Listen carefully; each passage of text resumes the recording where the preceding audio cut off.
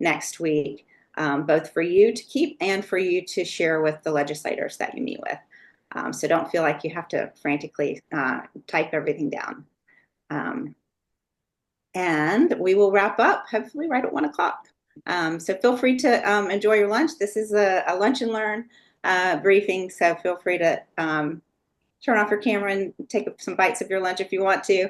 But let's begin now with an opening blessing by or presented by Gregory Stevens. Hey, y'all. Join me in a spirit of prayer. Spirit of love and justice, known by many names and beyond all naming, we gather today as people of many paths, united by our shared yearning for a more just and compassionate world. Bless our voices as we speak truth to power. Bless our feet as they carry us into the halls of influence. Bless our courage as we confront systems of injustice with the fierce power of climate hope. May the wisdom of prophets, ancestors, and peacemakers guide our conversations and strengthen our resolve. May the prayers of our hearts be heard, not only in heaven, but in the offices and chambers of those who shape public life. Amen, shalom, namaste, and blessed be. So that is one of our big goals this coming lobby day is to show that there's a progressive religious vision with full of climate hope. If you know anything, if you read the news, you've probably seen some strange things happening in the religious world by some of our leaders. And so I think it's really important that we show that there's an alternative and that that alternative cares for creation and hopes that we can push policy that's healing it instead of deforesting it. With that, though, I'll pass it to Becca. Yes, hi everyone. Becca Estrada in Southern California. Like everyone shared before, thank you so much for uh, joining us for Advocacy Day. I'll be going over the logistics for the day, but once again, all of this will be shared in a follow up email, and this recording will also be shared via email. So, really, this is just a time to take in the information and ask questions at the end. So, first off, Advocacy Day starts at 10 a.m. at the Lebu Cafe, located on 11th Street and O Street. We will be meeting in the outside patio, same place we met last year. We will provide and also if you are traveling by train, you will be getting off at the Sacramento Valley Station. It's about a 20-minute walk from the Lebu Cafe. So you can either, wear your walking shoes and enjoy a beautiful day, or if it's hot and you don't want to, feel free to carpool, whatever uh, makes most sense, depending on the weather and the group you have going on. At Lebu, we will have coffee and a light breakfast to share, as well as staff members from coming to share about about the priority policies that we will be advocating on. So we will hear this briefing from different staffers, and we will also use that time to pass out folders for everyone that will have all the information you need. It'll have the schedule of your meetings, and a fact sheet for all the bills that you can reference during your meetings, and make sure that you feel prepared with all the information we hope to share. From there, we will split you up into teams. Every team will have about 4 or 5 meetings scheduled for the day with different representatives representing members in your team. Each meeting will be 15, maybe 20 minutes long. So it's short and sweet. You can get together with your team before your first meeting and figure out speaking parts or different roles to help the meeting go along. But ultimately, our goal is to educate these staff members about bills that we, as a community of faith and conscience, want to promote on behalf of our communities. So all of the meetings should, actually, in between meetings, your team can also do drop-offs, which is we can go to different offices that we weren't able to schedule a meeting with, or some of our offices that we really want to be in touch with, and we can drop off folders with information about our priority bills. So everything that we would be sharing in a meeting, if we don't have a meeting, we can still drop off folders and pass along the same information. So your team can fill in some of the in-between time with drop-offs, or there's plenty of places to lounge in the Capitol building.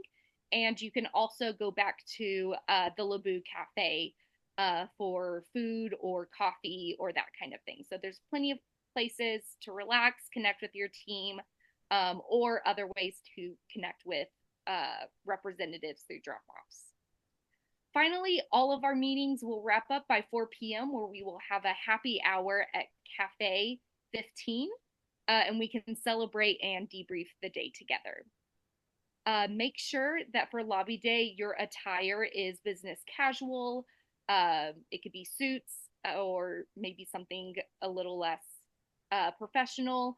And also wearing any kind of clerical attire would also be appropriate. So stoles, any kind of religious garb to represent your tradition is also welcome.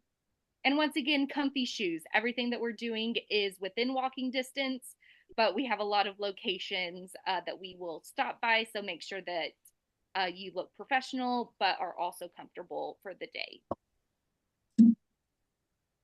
I believe that's everything. Did I miss anything, Susan or Gregory?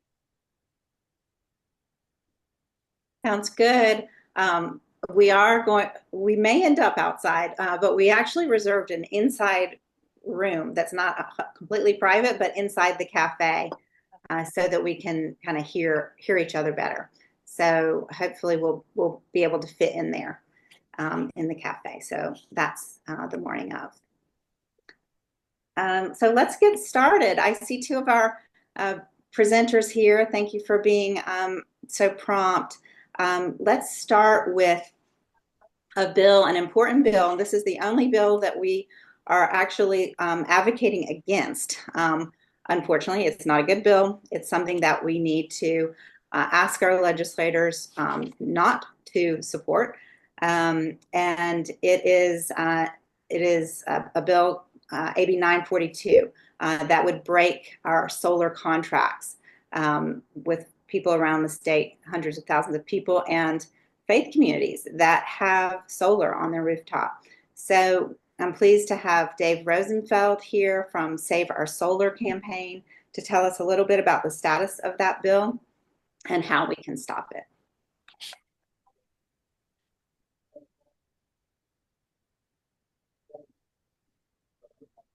I think he's here. Dave, are we ready to start?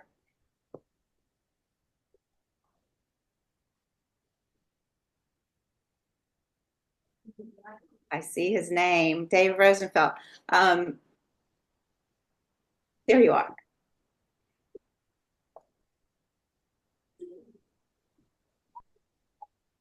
All right.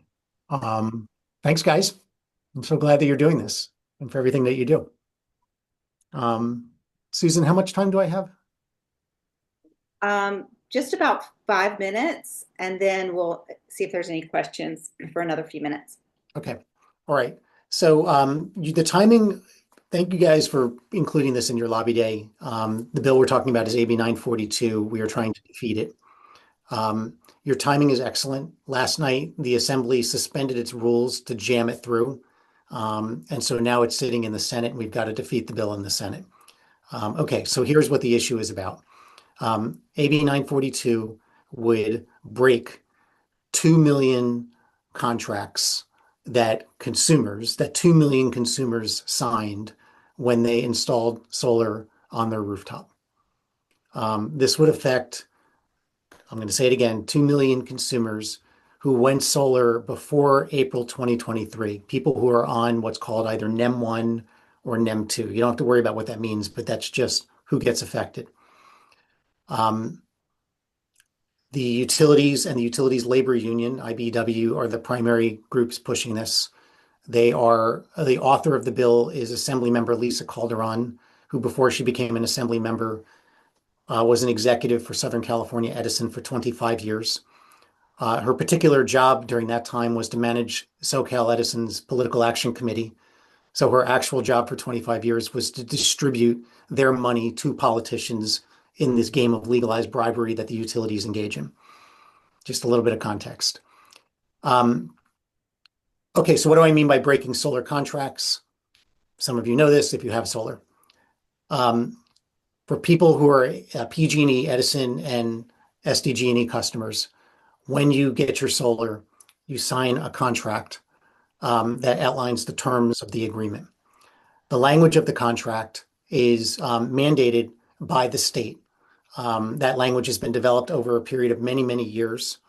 And in that contract, it guarantees that the person can stay on their net metering program for 20 years and that 20-year guarantee exists even if the home changes owners.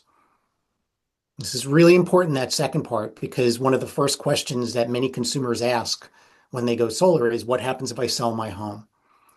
The reason why they ask that question is because they are making a very significant financial commitment. Sometimes it's just they pay cash, right? $20,000, $30,000, $40,000.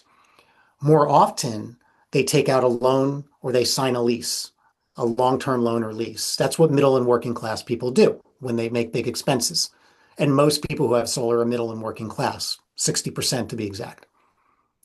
And so the reason why that's important is because the only way that a home buyer is going to take on that loan or lease is if it's going to be the same system, the same guarantee. By breaking that guarantee, you're going to basically have a bunch of underwater loans where the cost of paying the loan or the lease is going to be more than the savings that you're going to get from the solar. No home buyer is going to be willing to take on that loan or lease, which means that the original solar owner, again, mostly middle and working class people who trusted the state at its word, are going to have to basically pay off that loan and lose $10,000, $20,000, $30,000, $40,000 in the process, which is a lot of money if you're middle and working class. This is spelled out, could not be more clear in the contract. The contract itself, the signature page, has the words, this is a legally binding contract. And the language is very clear that the 20-year guarantee is even if the home changes owners, if it's sold, whatever. So that's what the bill does. The author has tried to, lots of misinformation. They've amended the bill several times, representing it as like, now we're protecting the consumer. But none of the amendments that they've ever done actually are protecting the consumer. The most recent round of amendments carved out, exempted public schools and farms from the bill, which is nice. All that does is just acknowledge that this bill harms consumers, but it does nothing for the roughly 2 million middle and working class homeowners who are still very much affected by this bill. It passed the assembly, 46 votes, pretty narrow. They needed 41 to pass and they got 46. We're going to be releasing a big message, in a few hours, and you can obviously look up who voted and how they voted. This is absolutely an inside job. It represents the strength of IBEW. All the offices have said in one way, shape, or form that they've gotten more phone calls against this bill from their constituents than any other bill. And yet there was 46 assembly members who still voted for it. And that just shows you just the incredible amount of power that the utilities and their labor union have. That power will be flexed in the Senate. And so you have a great opportunity here when you're meeting with senators to push them to vote no on the bill, just to protect consumer contracts and really on that strength alone, but also just we should stop scapegoating rooftop solar for states' high electricity bills and actually start looking at solar as actually a way that we can be lowering the cost of electricity for everybody and also Interfaith Power and Light's primary objective to also protect the climate, protect the environment, reduce pollution, and all that kind of stuff. Right. Thank you. Yeah, we should be encouraging solar, rooftop solar, right? Not punishing it. Susan, could I add just 30 seconds to what David said? Joey Bernstein, I'm with IPL also. For our houses of worship, what this means is shifting about $46 million from the houses of worship accounts to their back to the utilities. In other words, funds that they have either taken out of existing accounts or raised from congregants or taken out loans for, they have purchased solar with an expectation of savings. This basically undermines, as Dave has said, those savings and shifts about $46 million away from congregational purposes statewide back to the utilities. So whatever they have for feeding, for food programs, for the homeless or others, or other support is now going to be undermined and go back on the utility bill. Wow.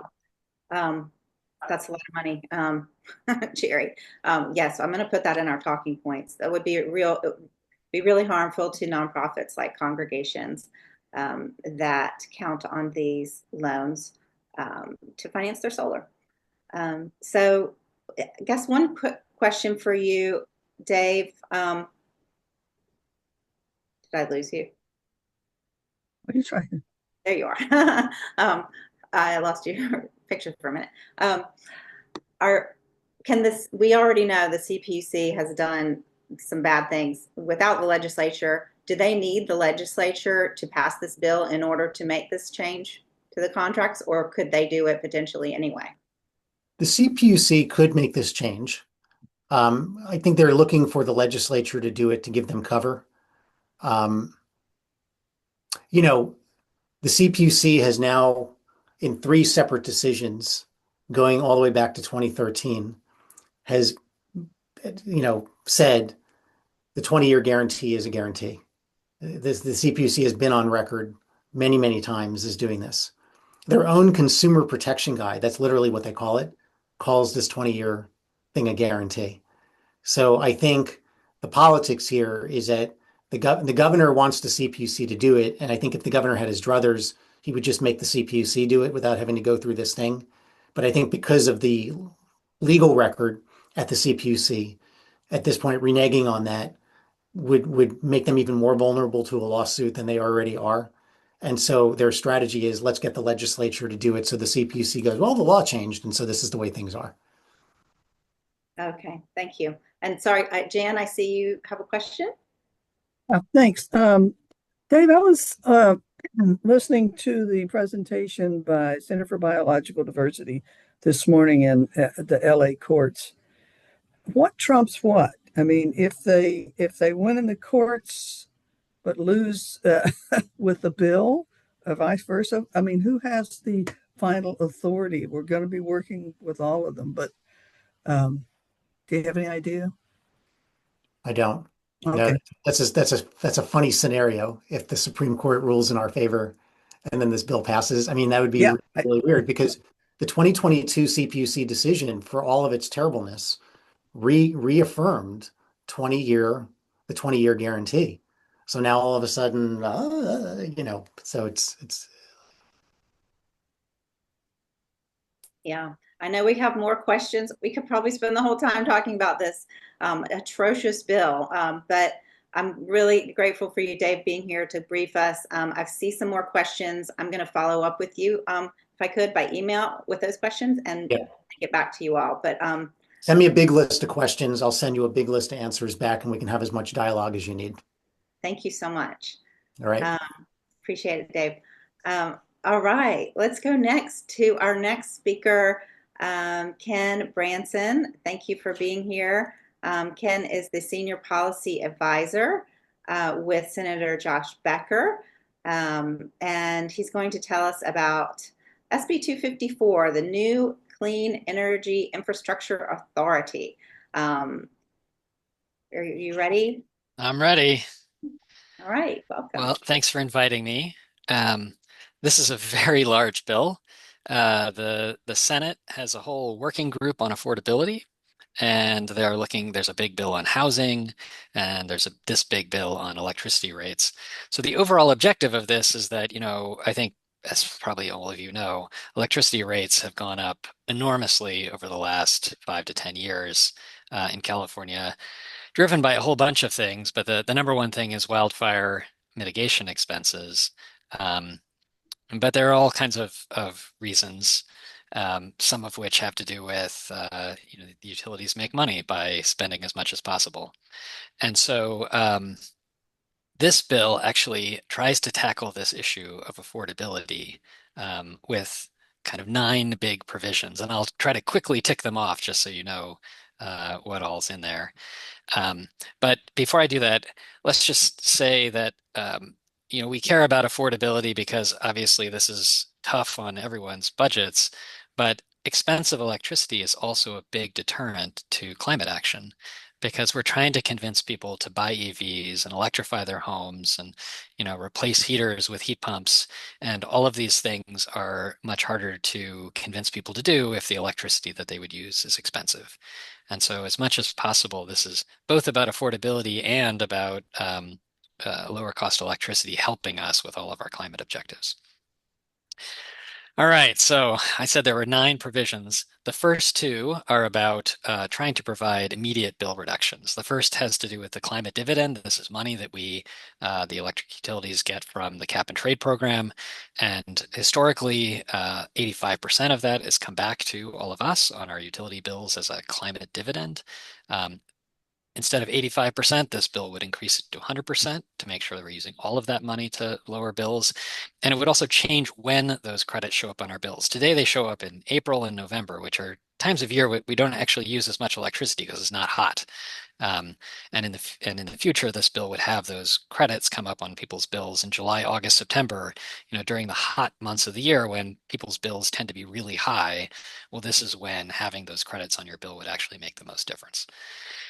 The second provision is creating something called the Power Fund. There's been a lot of talk about how a lot of money that's being charged to ratepayers is actually being used for all kinds of things that have, only a little bit to do with actually running the electrical system.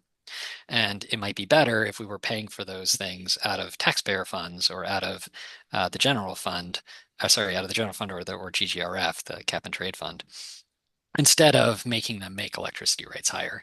And so the Power Fund is a way for the Senate or for the legislature to budget money that can be used to pay for some of those things out of taxpayer funds and then use that to directly lower the amount that needs to be collected from utility bills to pay for the cost of those things. So it's essentially shifting some of the cost out of rates and into the tax base. The next provision tackles wildfire spending, which is the biggest cause recently. And it does it in 2 ways. So first, the whole approach to overseeing wildfire mitigation plans from the utilities is a little bit disorganized. The timing of submitting those plans to the Office of Emergency Services and having them oversee, what is being proposed and how much does it help with safety is disjointed from the Public Utility Commission's process for saying, wait a minute, how much money are you spending? And so we end up with this problem where one arm of the government says, sure, go ahead and spend all that money. And then by the time it gets over to the PUC, they're sort of obligated to okay that spending rather than saying, wait a minute, we need to figure out what's the most cost-effective things to do, and we can't do everything. And so this is one of the reasons why spending has been so high. So this reorganizes that process to make sure that the cost question is considered in the spending plans, and it's not just a safety at any cost kind of thing. And then it also requires them to look at trade-offs. So, everyone likes the idea of undergrounding. It sounds very safe, but it's tremendously expensive. And there are other things that can be done that have a similar level of risk reduction that are much less expensive.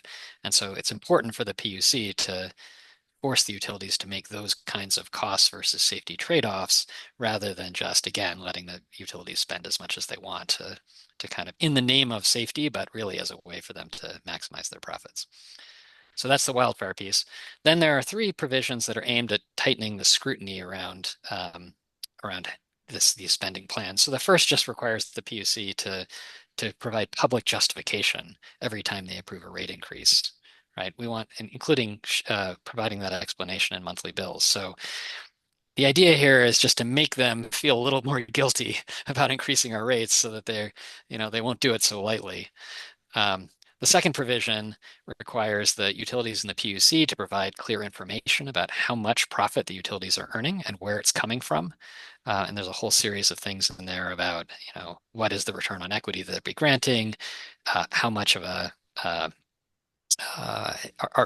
what's the mix of debt and equity that they're using, which factors into how much money they're making, and a bunch of things like that will help ratepayer advocates sort of make good arguments against some of the things that are being approved. And the third provision, and this is actually the one that utilities hate the most, is one that would require utilities to submit at least one spending plan option that stays within inflation.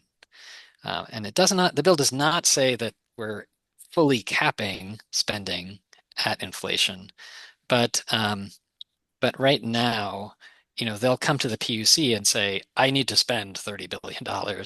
And it's very difficult for the PUC to say, okay, but maybe you don't need to do this and you don't need to do that. And so just like any normal organization that has to come up with a budget and say, okay, well, we have to make trade-offs that stay within that budget. We would like to see the utilities come back with a spending plan that stays within the budget. And then if they want to argue that actually we really, really need to do a few additional things, those extra costs can be given sort of heightened scrutiny. But trying to create a expectation of, as much as possible, having spending plans that don't require rates to increase by more than inflation. Okay, then the bill has two provisions that should help us build the same things, but at lower cost. So we do need to be investing in the grid. We do need to be investing in, for example, supporting EV charging depots. If we want to electrify trucks, we need to have a place for them to charge. So spending is required, but we can do it in a way that costs less. And so the first of those provisions is requiring the utilities to use what's called securitization. So this is a way of saying, I'm going to take on a bunch of debt. That debt is directly an obligation of ratepayers to pay off over time. So even if I go bankrupt, that debt is still going to be repaid. And because you're financing a project entirely with securitized debt, usually it's like a 50-50 mix of debt and equity, and they earn a pretty big profit on the equity part of that. But if you're doing it 100% with debt through the securitization, and that interest rate on that debt is very low because it's not at risk of bankruptcy, then you can make that same investment much, much cheaper. And a big ratepayer advocate group, estimated that this would save us about $8.8 billion over the next decade, just through the lower cost of financing exactly the same projects. And then another similar thing is a number of groups have looked at large new transmission lines. They're very hard to build. They're super expensive to build. But it turns out if the state or another public entity was involved, that could, again, sort of remove the profit margin out of it, could lower the interest rates. It could actually also speed up the permitting process.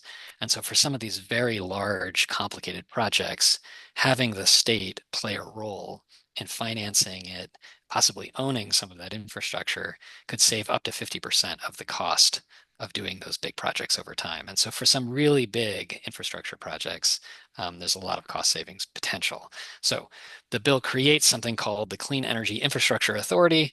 It would be a public entity within the state government that would be empowered to play that role of being involved in some of these very big likely transmission projects. Okay, and then finally, the category number 9, there are a set of reforms that would streamline the permitting of clean energy projects. And so this is things like creating what's called a program environmental impact report. You basically do an environmental impact analysis of a whole class of projects like utility scale solar projects.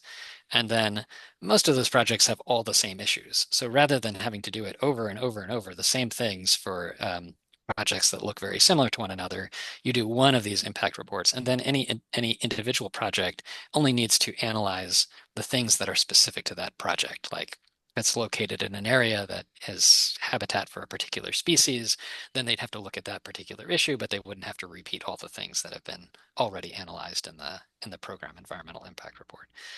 So there's a few things. That's probably the biggest thing. There's an extension to the CEC's permitting authority and a few other smaller things in that part of the bill. Okay, so that was a lot. But the point here is we're trying to take a pretty broad look at how can we constrain utility spending and reduce electricity bills, both just to save consumers money, but also as a really important part of the climate strategy. Thank you. Yes, it is a good bill, a big bill, a good bill. And thank you for that summary. I know we're going to have some questions. I think we'll have some questions. Feel free to type your questions in the chat now or raise your hand, and I'll call on you. But before we do that, I just had a quick question about the new authority, the new Clean Energy Authority that would be created. Who would they be, and how would they be appointed? Yes. So it would be set up as a new entity, somewhat like the Energy Commission, right? Where there's a sort of a board or a set of a leadership that's appointed. I don't remember the details of that, to be honest with you, but typically, as I recall, some of the members are appointed by the governor with the approval of the Senate, and then some of the members are appointed by the Assembly and by the Senate to make up this group. Okay, so similar to the CEC, but completely separate from the CEC. It is set up as a separate entity like that. And I would say, actually, this is an area of the bill where it might be better to view it almost more as intent, as in what we actually expect the final version to be. So there's a lot of value in this concept of public ownership and public financing. There's also a lot of discussion about how best to structure that at the moment. And there are 3 different bills on this topic currently in the legislature. And so, we're talking amongst ourselves and with the administration about, well, how best to structure, where in the state government that sits and all of that. So I would expect the details of exactly how that's done is probably going to change before this ultimately passes. But the concept of the ability of the state to dramatically lower the cost of these really large infrastructure projects, probably not by actually building the thing itself, right? But by being involved in order to reduce the cost of financing and to help accelerate the process of acquiring land and rights and approvals, while having somebody who does transmission development actually do the building and operating of these lines. Okay, thank you. I know we're getting a time check from Becca, trying to keep us on time. Thank you. I did see one question here in the chat. Maybe you could just answer real quickly. Deirdre is asking, what does this bill do for people who are not affected by IOUs, besides, I guess, the climate energy benefits? Are you talking about the cost benefits, Deirdre? Yeah. Well, I think it's a good question. So most of this bill is focused on IOUs, and because that's where we've seen electric rates increase dramatically. If you look at the rates that people are paying in Sacramento under SMUD or in LA, they're actually quite a lot lower than the IOUs, partially because typically those utilities don't have nearly as much exposure to wildfire. PG&E is managing a vast electrical grid in all over Northern California, in mountains and lots of wooded areas, whereas LADWP is mostly urban. And I guess we saw the Palisades fire. Things can happen in urban areas, but much less exposure to a lot of that stuff. So mostly the bill does focus on the IOUs. I would say the clean energy permitting stuff is a benefit to everyone, because if we can get more of that clean energy on the grid faster and cheaper, that is then available to all the utilities to purchase. Trying to think if there's anything else. There is potential, the way the power fund, this is the one that allows some cost to be paid for out of taxes rather than rates. That is set up so that both the IOUs and the public utilities would be able to apply for reimbursement for things that they're doing that are actually public policy programs rather than just running their grids. And so that's an area where the public utilities could also benefit. But most of it is actually aimed at the IOUs. Okay. Thank you, Ken. I know there's more questions. I'm going to ask if I could follow up with you by email. You bet. Send some of the additional questions that we haven't had time to get to. But thank you so much for joining us, and we'll see you next week. Yes. Good luck, everybody, next week. Should be a lot of fun. Hope so. All right. Next up, we have Marc Victoria with us. And Marc is with the Climate Center. And Marc is going to give us an overview of a bill that's really important to us, the Polluter Pays Climate Superfund. And some of us heard earlier this year that the Senate version of that policy was delayed or halted. But we believe the Assembly version, Assembly Bill 1243, is still alive and moving forward on kind of a different timeline. So, Marc, if you could give us an overview of that, what the status of that bill is, and how we can best advocate for the Polluter Pays Climate Superfund to become a reality this year. Sure. And so, I just dropped my information in the chat, and then I also just wanted to drop in this graphic that CAL FIRE put out. And it's a little old now because we're in 2025 and we've had so many severe things happen in the last few years. But it's just an interesting graphic to show how our fires have changed in the state of California over the last roughly century or so. If you look at the disasters that have really happened, the estimated costs are roughly 184 billion. And we're talking about the LA wildfires, the Camp Fire, the California floods from 22 and 23, the Woolsey, Tubbs, Dixie, Carr, Thomas, and the California floods of 2017, totaling cost $184 billion. So those are costs that general fund, local municipalities are all covering. And so, excuse me, as was already said, there's two bills, companion bills, Assembly Bill 1243 and the Senate Bill 684, both known as the Polluters Pay Climate Superfund Act. They're the legislative proposals aimed at holding major fossil fuel companies financially accountable for their contributions to climate change. Introduced by Assemblymember Addis and Senator Carol Menjivar, the bills seek to establish a program under the California Environmental Protection Agency that would identify companies responsible for over 1 billion metric tons of greenhouse gas emissions between 1990 and 2024. Now, that is going to be figured out by a new type of science that has been, I don't know if the word is created or not. It's called attribution science. And there was this wonderful webinar yesterday that I had on, but I wasn't able to listen to really kind of get down into the details of how do you attribute the pollution that has been that is out there in the air, the carbon that's out there. How do you attribute that to these specific polluters? So these companies would be assessed fees proportional to their emissions, with the collected funds directed to the Superfund. The funds would be utilized to mitigate climate-related damages, support adaptation efforts, as well as invest in clean energy projects, particularly benefiting disadvantaged communities. The bills emerges in response to escalating climate-related disasters in California, as I kind of said in the beginning, such as wildfires, droughts, and floods. These impose significant financial burdens on taxpayers. Us as the proponents, we have Fatima, I just saw she joined, as one of the sponsors.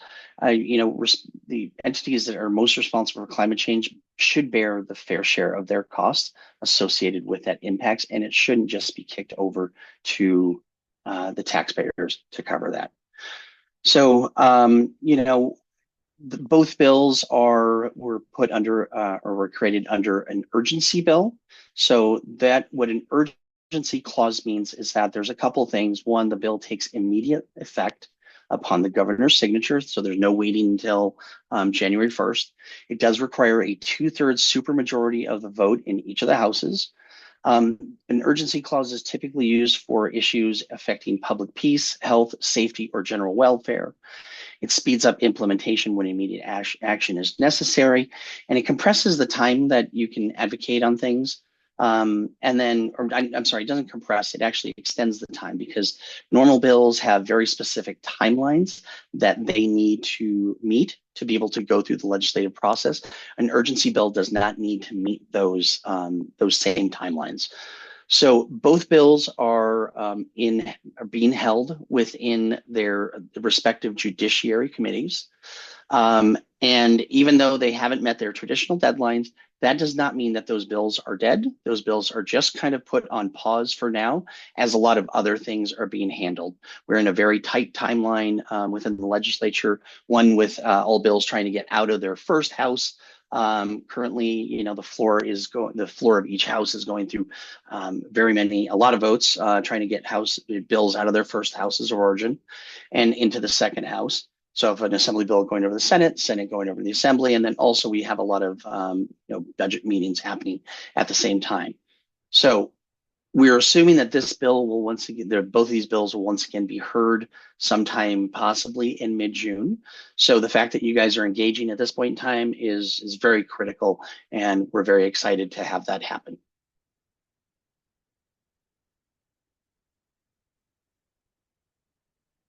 So I hope I answered your questions. I know I only had about 5 minutes, and I just wanted to be respectful of that time. Thank you, Marc. That was great. I wondered if you could, and I don't know if this is necessarily something you can answer. Maybe Fatima can help. But how will this timing work? Because I mean, doesn't it still have to pass through the Appropriations Committee before going to the floor? Yes, it would have to still go through. It has to go through all the regular committees. So it still has to go through the Judiciary Committee, which is, I think, its final policy committee, and then it would get over to the Appropriations Committee, which is the Fiscal House, before going to the floor, and then hopefully passing, and then flipping over. The timeline on that is again not the same. So it's really ultimately kind of like a 2-year bill. It's that it can be discussed over the length of those 2 years. It just doesn't have to meet those same timelines. If there is some fiscal impact, there's actually something. So go ahead, Fatima. Yeah. It actually has to be out of the house of origin. So it's just to clarify a couple of things. We don't know when it's going to be heard in committee, actually, right? So it might not be mid-June. It can be any time, like Marc was saying. So I just want to flag that. Like, one thing I want to say that's really important, and I'll answer the question you asked, Susan, is because we've been hearing from members, like it really scares members when if you say something like it's going to be heard in mid-June because it's such a big bill, and if they're not ready to vote on it. So don't say any dates. Like, just say it's an urgency clause bill, and we actually don't know when it can be heard. It can be heard anytime. It's when the author sets the hearing, even 3 months from now, 4 months from now. In addition, for the timeline, it does have to be out of the house of origin. It's not a 2-year bill. It's not a 2-year bill. So but right now, it's still a regular session bill. It has to be out of the house of origin by actually January 2026 to go to the second house. Now, if we can get it out of the first house, right? I think we're talking about AB 1243 here. By then we can consider it, making it a 2-year bill to give us more time. Yeah, right, Marc. I'm trying to think if it's a 2-year bill, does it have to be out of the first house by January to that? I'm not sure, but I do know, like, currently it has to get out of the first house by January 2026. And then the other thing is there is a partner bill. So are you just going to assembly offices, Susan, or are you guys going to Senate offices too? No, we're going to both. Okay, so just to be aware, and Marc, you might have talked about this already. You did mention it, right? Okay, good. So you already covered that. Sorry, I missed that. Yeah. So, and that's Senate Bill 684. Exactly. Yeah. Okay. And we heard that one was like delayed or halted or maybe on a slower path, but you think we should mention both? Yeah. Please do mention both. Yep. Both are on the exact same timeline. And yeah, right now we're just trying to like build power, right, in both houses, have continued conversations with the consultants, the committees, and all of that to get it passed. I'd like to also add one thing in addition to what Marc said. Is that okay, about just the bill and what you're at offices? Okay. So just some context. I don't know if this came up. I know Ken was here. I came on a little later. Sorry about that, everyone. Enviro Voters. We're one of the co-sponsors of the bill. So what you're going to hear at offices, I just want you guys to be ready for it. You're just going to hear it. If no one's brought it up yet, there's been 2 refineries that have closed down, right, in California. Okay, has that been talked about yet? I haven't. I was going to, but yeah, go ahead. Yeah. Okay. I'll add. And then Marc, feel free to add on after if I missed anything. But there's 2 refineries that are shut down. So like everything, not just this bill, all our climate bills, all we hear at the offices are like affordability is a concern. Like we're gonna have to import oil. Like climate's bad. Like, and even some of our not our champions, but it's crazy because we're losing some of our champions too on some of our bills. So it's a really tough time. And so the messaging around this bill, it's not, there are great climate benefits, but the thing that's really, really going to hit is the fairness message, like because it speaks to affordability, right? Like the big oil has paid $0. They've had some of the largest global profits. And our working families, like especially with the LA fires, like there's going to have to be an additional tax or something on them, and we can't afford that. Like they've paid enough, or the energy bills are high, their food costs are high. Like, so that message is really going to hit more. And especially if you speak about it in context of like the May budget revise that came out, because that had climate, just some context, climate has the climate budget that was promised, by the governor has had tremendous cuts, like tremendous cuts. So just knowing that and knowing that that's going to make the affordability crisis worse because, right, if climate impacts are going to be destroying communities, who's going to pay for it? And so just speaking to that and saying that we do need this, a special fund like this because the governor's cutting, right, everywhere he can in the budget, which unfortunately. And so, yeah, just wanted to add that message. And yeah, thank you for advocating for this bill. Thank you. Yeah, that seems like a really important and powerful message that this could bring in really desperately needed funds to deal with these disasters and also for climate resilience. So it seems like that would be a strong argument with most legislators, but thank you for letting us know about the pushback. Is there anything else, any other questions from Marc or Fatima?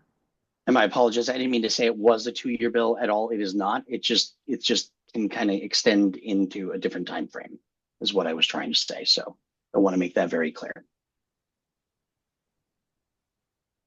Okay. Well, thank you, Marc and Fatima. We really appreciate it. And we'll have, I would really appreciate if one of you would send me if you have a fact sheet on the Senate bill, the companion Senate bill as well. And then I could share that with everyone. Fatima, do you have that? Yeah, I think I have that. I can send Okay. that. I'm so sorry I was late. I couldn't find the Zoom link. Then I was able to get it. So Oh. thank you. Thank you so much. And thank you, Marc, for stepping in to talk about it too. Of course, absolutely. And I put my name and email there. If you have questions, go ahead and email me directly. I'm happy to answer any questions that again. Okay, that'd be great. And I'm going to put into the chat just our little priority bill package, the summary of the bills that we've been talking about today. And we'll add the Senate bill into that as well. So that's great because we can talk to Assembly members about it as well. Okay, well, thank you, and we'll just keep moving right along to our next bill.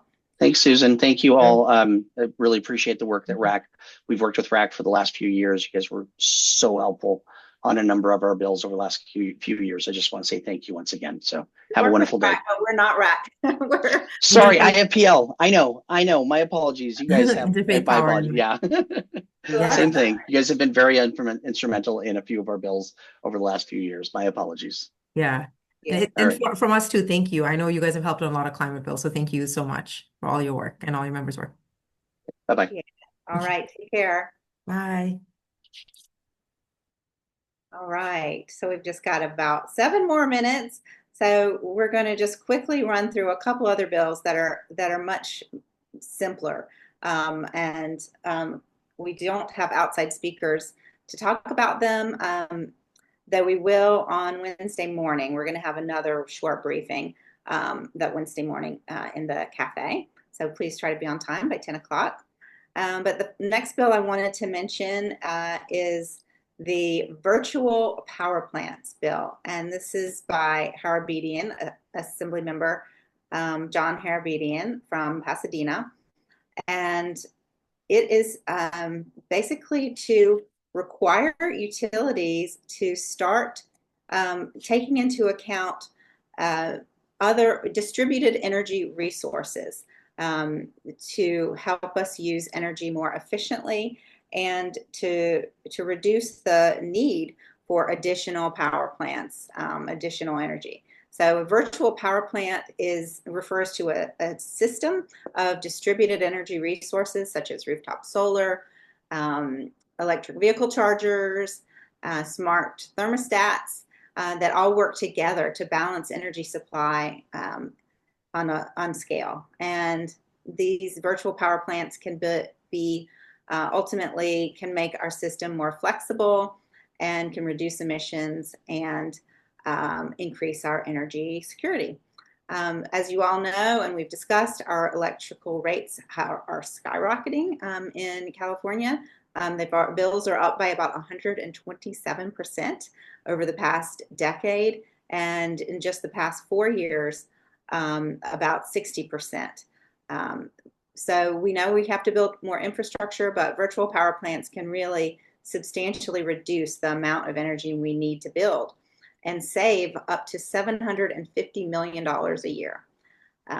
So virtual power plants would instead, if we have the system set up with the CEC and the IOUs, 500 million would be paid directly to the virtual power plant participants. So Californians could enroll to be kind of a part of this virtual power plant by doing something as simple as having a smart thermostat installed. So that is a quick summary of the virtual power plants bill, and I think that's a really great one. It's so far does not have a lot of opposition. I believe it passed committee unanimously, and it could make a real impact on our and reducing emissions and reducing costs. Any comments or questions on that? Yeah, my husband actually works on this. He said his utilities are all doing this already. So what does this bill do in addition to what's already happening with this? So there is a pilot project now, and I think there are about 300,000 subscribers. But this would require the CEC to submit a implementation plan to the legislature with specific goals, and it would require the IOUs to report annually on their progress toward this project. So to kind of speed it along and expand it. Yeah, okay. Yeah, so he works with demand response, which is pretty much the same thing in his view, so not sure. Okay, I'll try and get more information. Okay. Yeah, please send me another, if you have another specific question, I'll be happy to send it to the Assembly office, and also someone from Harabedian's office will be there on Wednesday, so you can ask questions like that. Okay, so let's move on, since we only have 3 more minutes, to the Garcia bill. And Gregory, will you tell us about the AB 914, the pollution hotspots bill? Yes, and this one's exciting. It's easy and it gets straight to the point. So CARB, the California Air Resource Board, is what regulates certain pollution and or sources of pollution. And this bill is going to give them more power to do so with indirect sources. So if you think about warehouses, ports, distribution centers, and if you think about California's, I think we're the 4th largest economy in the world now, and so we have tons of these indirect sources all over, but mostly in like the Inland Empire and West Oakland, where the port is there.